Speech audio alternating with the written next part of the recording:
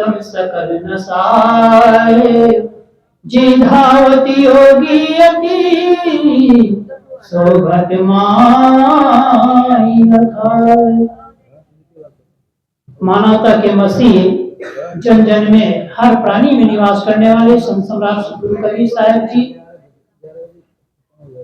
इस मंच पर विराजमान, इस कार्यक्रम के मुखिया और इस आश्रम एवं हरिद्वार आश्रम के संचालन करने वाले परम श्रद्धेय सद्गुरु श्री नीना साहेब जी, राधा साहब, पूजनीय श्री साध्वी राधा साहेब जी, पूज्य श्री बोध प्रकाश साहेब जी, श्री दीनदयाल साहेब जी, मंच पर विराजमान सभी संत समाज के चरणों में त्रैवार साहेब बंदगी साहेब बंदगी साहेब बंदगी से उपस्थित सभी सज्जनों एवं सभी देवियों, आप सबके अंदर विराजमान सद्गुरु के चरणों में मेरी साहेब बंदगी साहेब बंदगी साहेब बंदगी।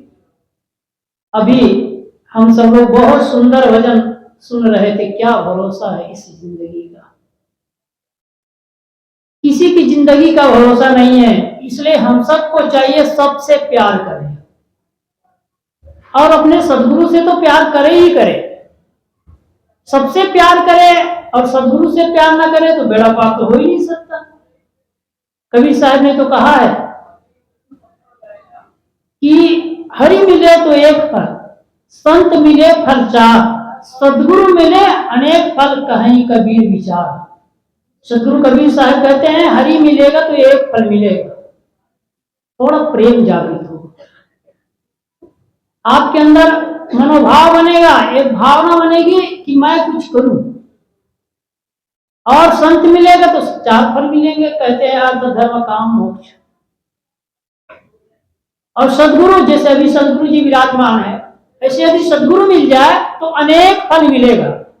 मेरा खुद का बचपना का अनुभव मैं आज भी कहता हूं, कल भी कहा था कि मैं का खा गा चा छा पढ़ा भी नहीं, फिर भी इन्हीं सद्गुरुओं के आशीर्वाद से मुझे कुछ कहने का अवसर मिलता है, कुछ बोलने का अवसर मिलता है, कुछ अपने आप को समझने का अवसर मिलता है। यदि इन सद्गुरुओं के आशीर्वाद नहीं होता तो शायद ये नहीं होता। तो सद्गुरु के आशीर्वाद कब मिलेगा? जब हम झुकना जानेंगे। कुछ शिष्य बनते हैं और शिष्य बनने के बाद विद्रोह करते हैं, तो उसका झुकना सार्थक नहीं हुआ। वो दूसरे के पास पहले कहता हो, भले कहता हो कि मैं गुरु, मेरा गुरु है, मैं उसको प्रणाम करता हूं, लेकिन उनका प्रणाम सार्थक नहीं हो सकता।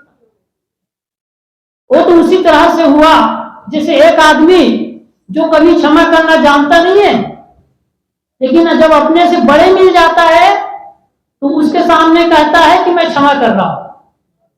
तो कभी भी आप लोगों ने सुना होगा, देखा होगा, संसार के एक नियम है, बड़े को कोई कभी क्षमा नहीं कर सकता। बड़े को कोई भी क्षमा नहीं करता है। क्षमा तो छोटे के लिए होती है।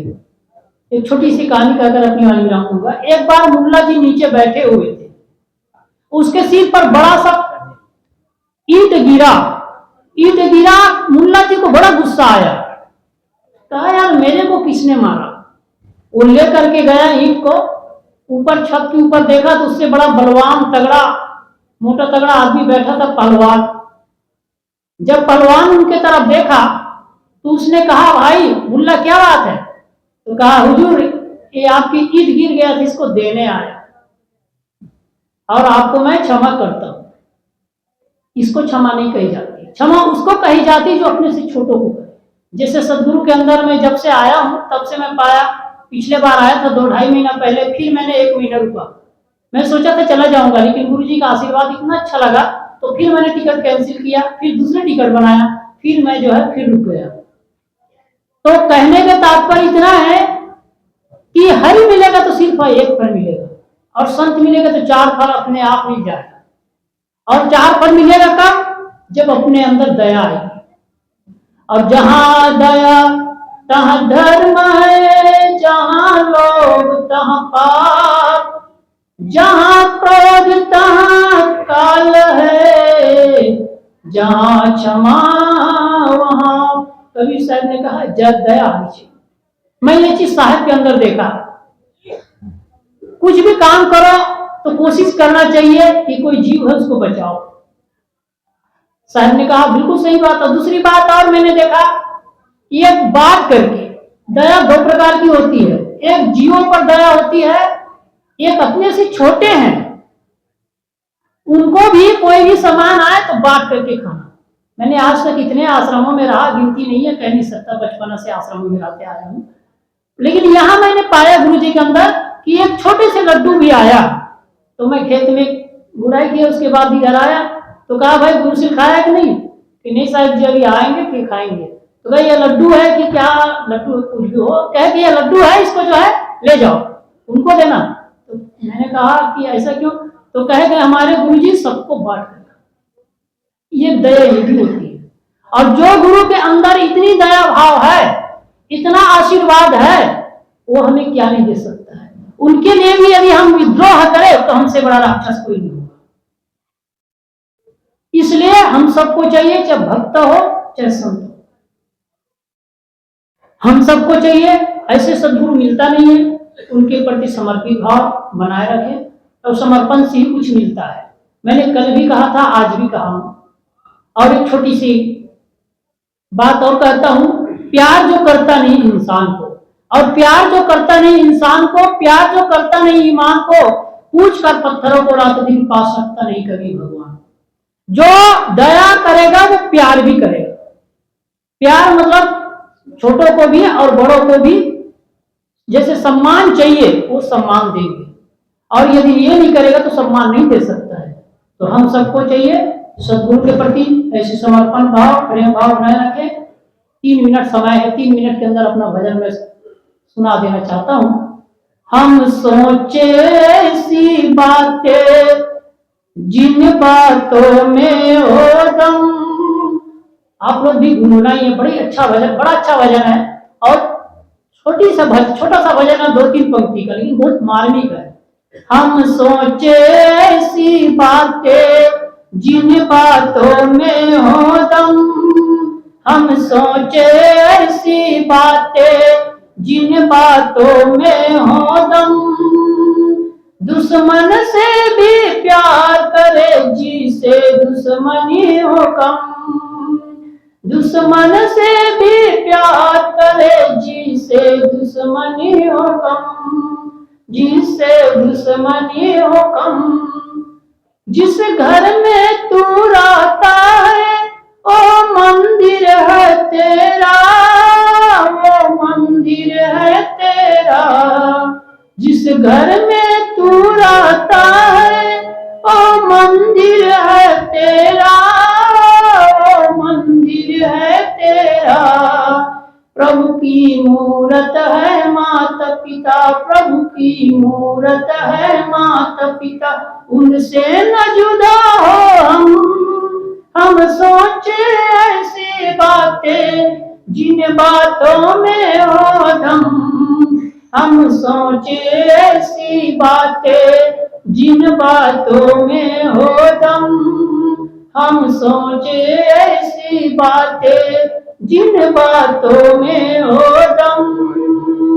दुश्मन से भी प्यार करे जिसे दुश्मनी हो कम, जिसे दुश्मनी हो कम।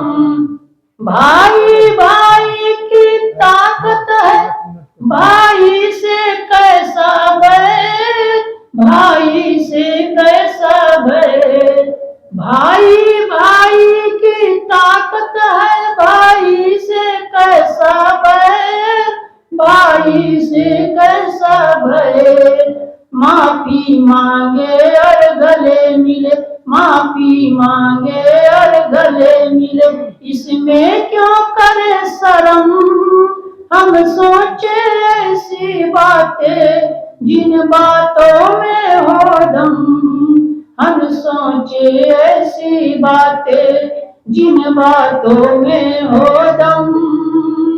दुश्मन से भी प्यार करे जिसे दुश्मनी हो कम, जिसे दुश्मनी हो कम।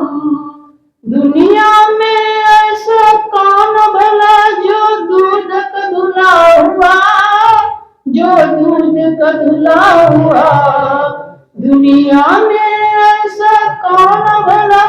जो दूध का धुला हुआ, जो दूध का धुला हुआ, कमियां तो हर इंसान में।